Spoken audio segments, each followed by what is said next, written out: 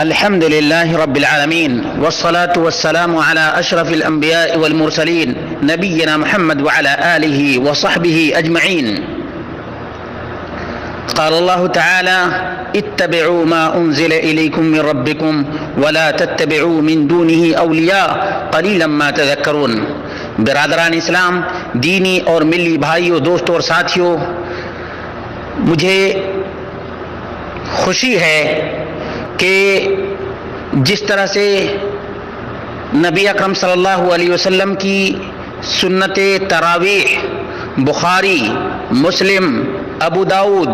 ترمذی، نسائی، ابن ماجہ کے اندر موجود ہے، اسی طرح سے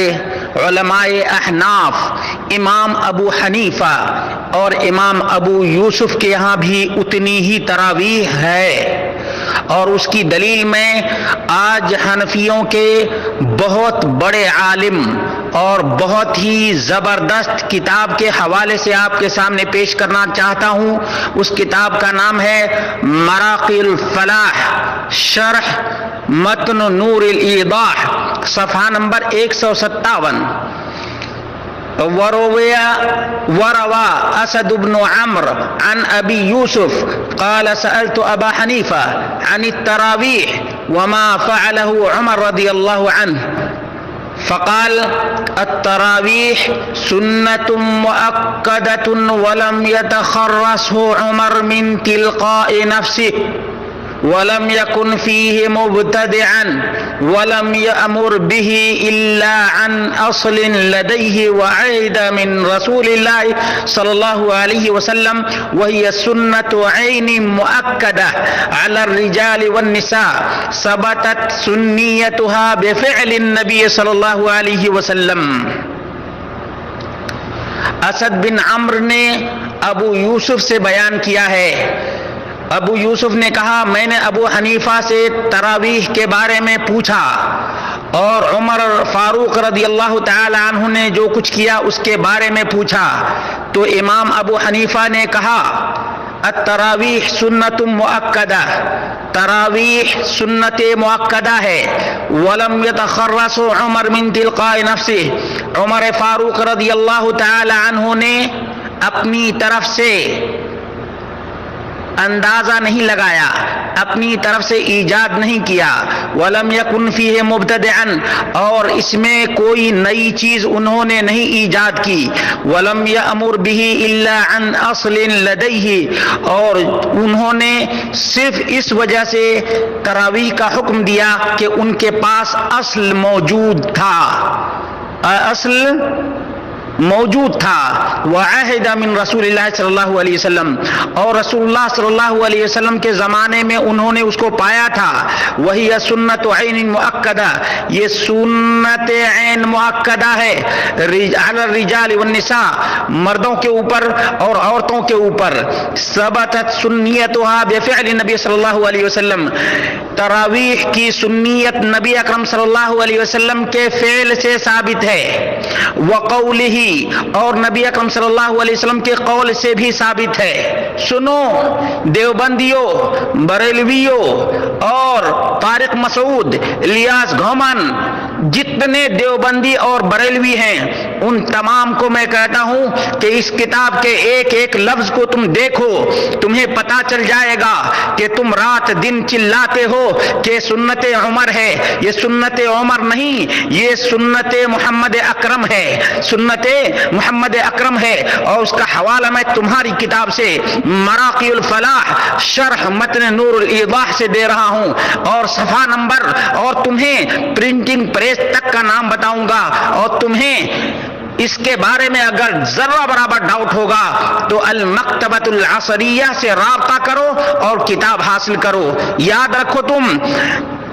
ثبتت سنیتها بفعل نبی صلی اللہ علیہ وسلم، تراویح کی سنیت نبی اکرم صلی اللہ علیہ وسلم کے فعل سے اور آپ کے قول سے. قال علیکم بسنتی وسنت الخلفاء الراشدین من بعدی وقد واظب علیہا عمر وعثمان وعلی رضی اللہ عنہم، اور تراویح پر عمر، عثمان، علی تمام نے مواظبت اور مداومت برتی ہے. وقال فی حدیث، اور نبی اکرم صلی اللہ علیہ وسلم نے ایک حدیث میں بیان کیا، افترض اللہ علیکم صیامہ، اللہ رب العالمین نے رمضان کے صیام کو تمہارے اوپر فرض کیا ہے، وسننت لکم قیامہ، اور اس کے قیام کو میں نے تمہارے لیے مسنون قرار دیا ہے، وفیہ رد لقول بعض الروافض، اور اس میں اس بات کی بھی تردید ہے کہ روافض شیعہ کہتے ہیں کہ مردوں کے لیے تو سنت ہے، عورتوں کے لیے نہیں، فیہ رد لقول بعض الروافض ہی سنت للرجال دون النساء وقول بعضهم سنت عمر۔ یاد رکھو رافضی کے طریقے پر چلنے والوں، تمہارے امام اور امام کے شاگرد کے حوالے سے بتا رہا ہوں، اور اسی حدیث میں اس بات کی بھی تردید ہے جو رافضی لوگ کہتے ہیں کہ مردوں کے لیے تو سنت ہے عورتوں کے لیے نہیں، اسی لیے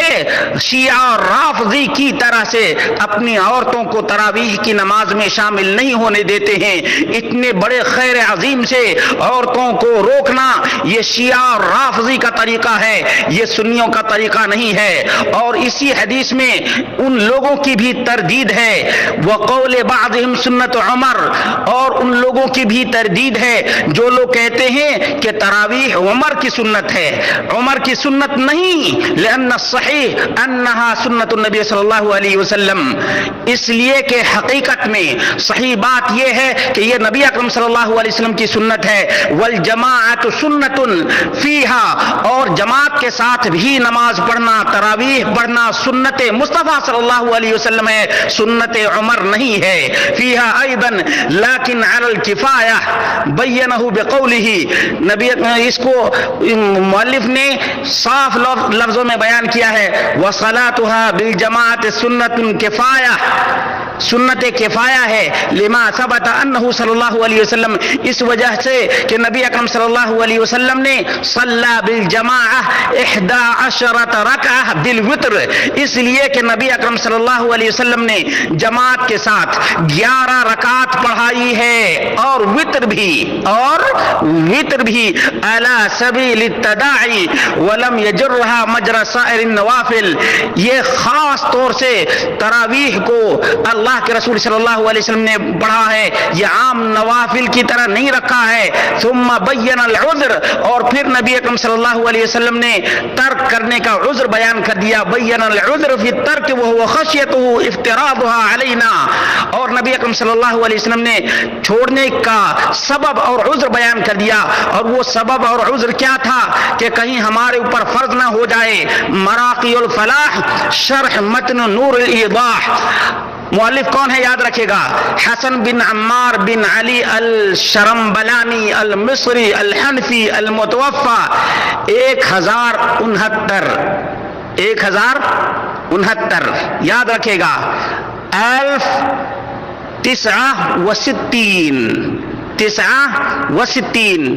اعتنا به وراجعه، اس کی تحقیق اور اس کو ایڈٹ کیا ہے نعیم زرزور نے، اور ناشر المکتبۃ العصریہ الطبعۃ الاولی، پہلی طبعات ہے اس کی 1425 ہجری میں، 1425 ہجری میں، صفحہ نمبر یاد رکھے گا، صفحہ نمبر 157 ہے، اس میں تمام تر وہ واہیات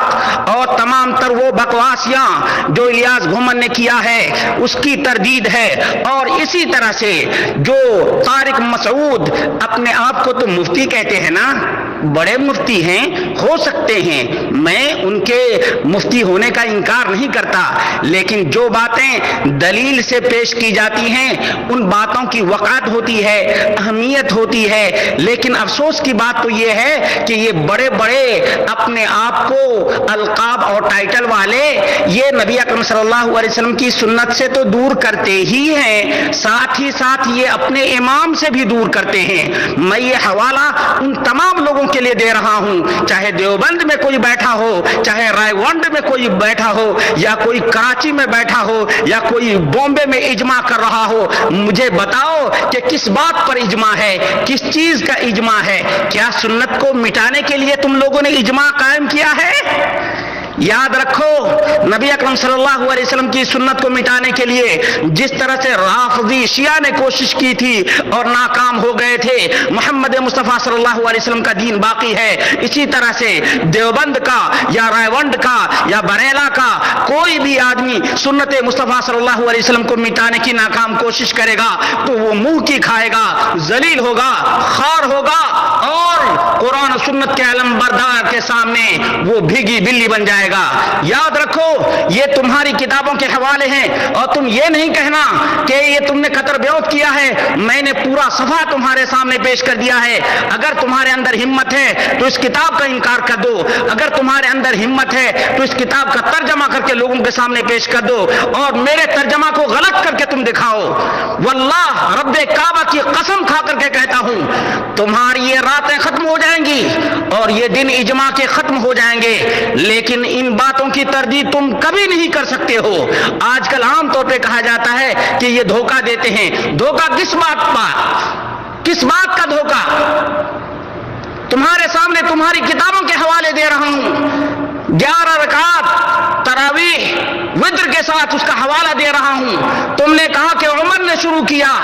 تم نے کہا کہ نبی اکرم صلی اللہ علیہ وسلم نے کتنی رکعات پڑھائی اس کا کچھ اتا پتا نہیں. میں تمہیں پتا دیتا ہوں، تمہاری کتاب سے دیتا ہوں. اگر تم نے مفت خوری کر کے مفتی کی ڈگری حاصل کی ہے تو آؤ مجھے بتا دو اور ثابت کر کے دکھا دو کہ یہ بات تمہاری کتاب مراقی الفلاح کے اندر نہیں ہے. یہ تمہارے طبعات اور تمہارا پریس زبان صرف میری ہے، ورنہ عبارت تمہاری ہے، تمہارے علماء کی ہے. روایت امام ابو حنیفہ کے شاگرد ابو یوسف کی ہے. اگر کسی کے اندر دم ہے تو آئے اور اس کو غلط ثابت کر کے دکھا دے. رب کعبہ کی قسم ہے سورج بعد میں نکلے گا، توبہ یہ اس سے پہلے محمد طاہر کرے گا.